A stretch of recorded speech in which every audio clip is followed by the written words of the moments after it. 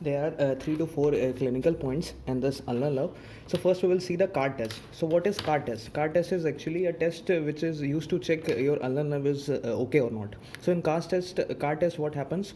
First we have to know the functions of our interossei muscles, palmar and dorsal. So what is the function of palmar interossei? Palmar interossei actually does the adduction of your fingers like this, okay, and your dorsal interossei does the abduction of your finger like this, okay.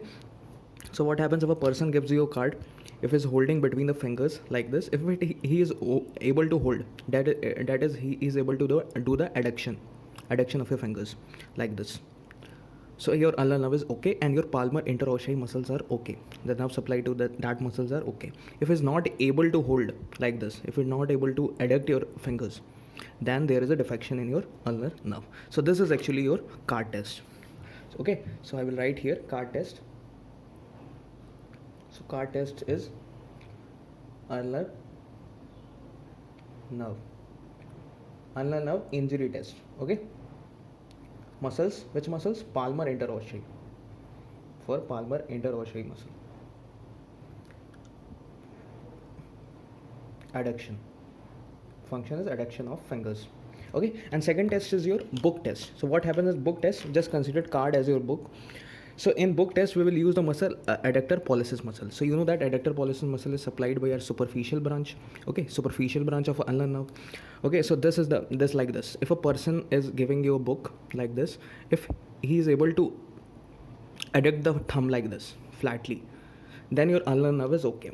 Okay, if he is just pressing and flexing your thumb like this, if he is not able to hold like this normally, like adducting your thumb, if he is just flexing your thumb, like pressing it, then there is injury in your ulnar nerve. So this is actually called as book test. Okay, so this is card here, just consider book here. If a person gives a book, so he is not able to adduct your thumb, so thumb, the adductor pollicis muscle is supplied by your ulnar nerve.